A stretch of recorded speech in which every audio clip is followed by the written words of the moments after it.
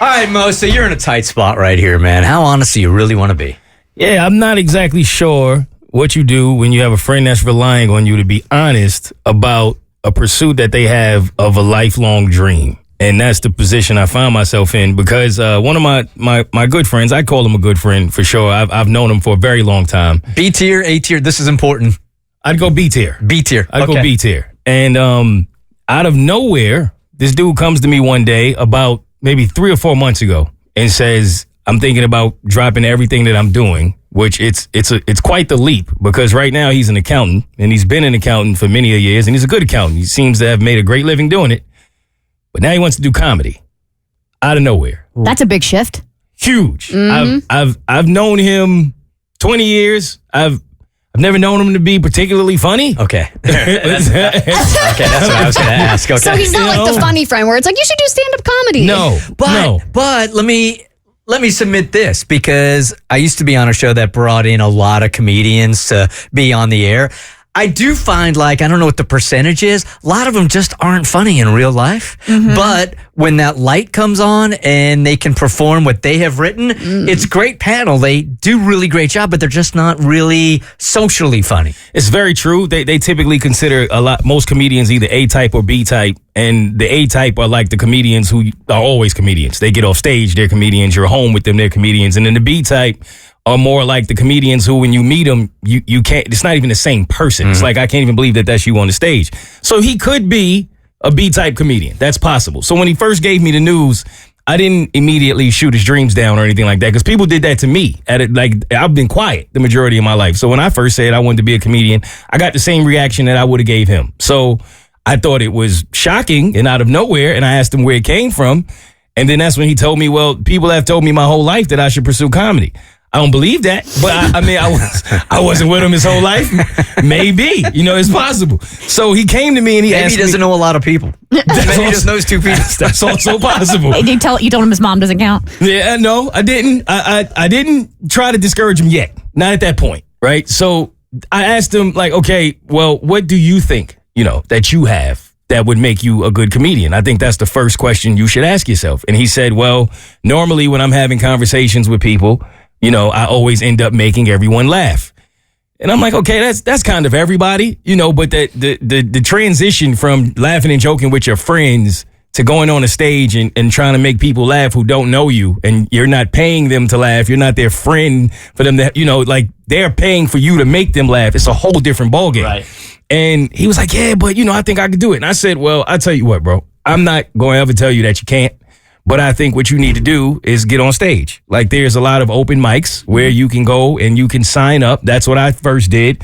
And get up there and do your thing in front of people who are also in the same position as you, who are thinking of pursuing comedy. That's how you can really get a feel of what you have or what you don't have. So he takes my advice and he asked me for pointers, to help him. And I told him, I think you should go up there and just do your own thing first. And then when you go up there, whatever your experience is, come back to me. And then I'll tell you, I'll give you some pointers. So he does it. Now, I didn't see this performance. He just comes back and tells me about it. I asked him if he recorded it. He said yes, but he said he doesn't want me to see it, which I understand because that first one is usually very rough. I tell people the same thing about podcasting, man. Go ahead, try your first podcast, record it. Don't let anybody ever hear it. Exactly that. So he obviously told me, I was nervous, and he gave me some examples of the jokes he used. And, well, I gave him the pointers that could help him. I told him how important confidence was, stage presence. If you don't believe in the joke, no one else is going to believe in the joke. Delivery is everything. Timing is a factor. You got to learn comedic timing.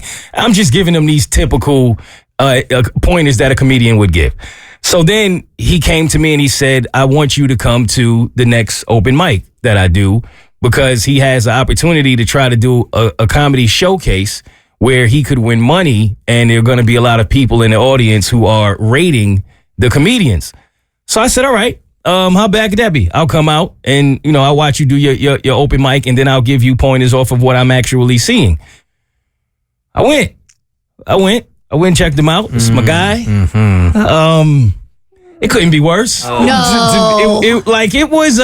Was it just an off night? See, that's the thing. No. Okay.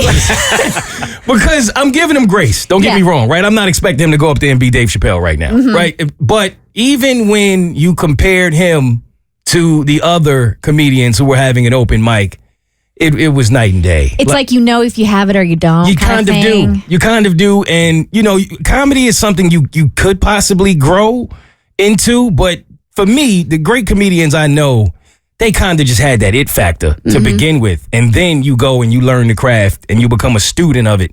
And that's when you become as great as you could possibly be at it. But he don't have it, at least from what I saw. So what puts me in this awkward position is I don't necessarily want to tell him don't do it.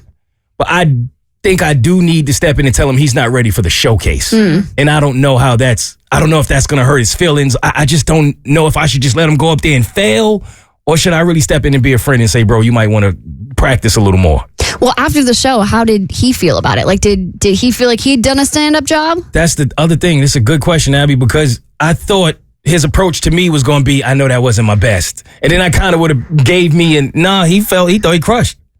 He thought he crushed. And he said, I'm assuming the only reason that people in the room don't really laugh is because they're all comedians and it's kind of a competition thing. And I was like, that's kind of true. But funny is funny. Yeah. You know. I think as I'm trying to put myself in your position, I think that I would let him do his thing for the next month and see if he gets any better for the next month, and then come back and see if he improves at all. And if not, then you got to have a hard conversation with him. Okay.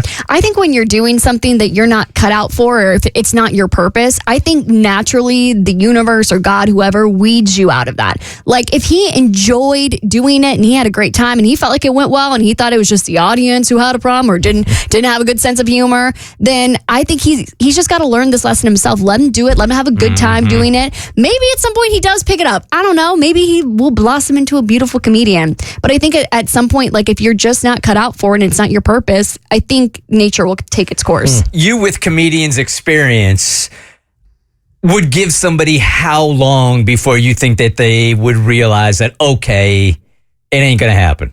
Well, me personally, it took about 3 shows. I thought my first show was really good. My second one was absolutely horrible. That was when I realized, like, okay, I have it, but I need to go be a student of it. So I think if you do about, I'd say a handful, about 5 shows, and you haven't seen any progression or production, like you really are still blaming the audience. Let's put it that way. By your 5th show, you might not have what you think you have. So can you give him some tips and then have him try to apply them for the next month?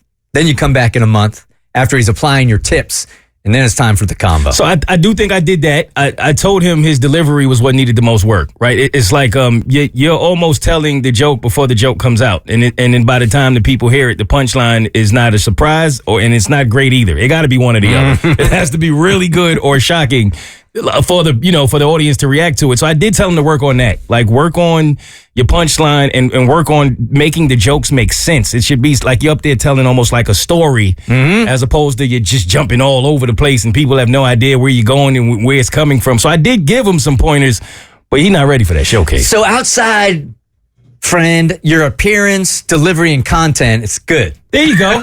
Right? Like if the audience is just looking to hear somebody talk and they're not really there for jokes per se, oh, he'll be a master. The Bert Show.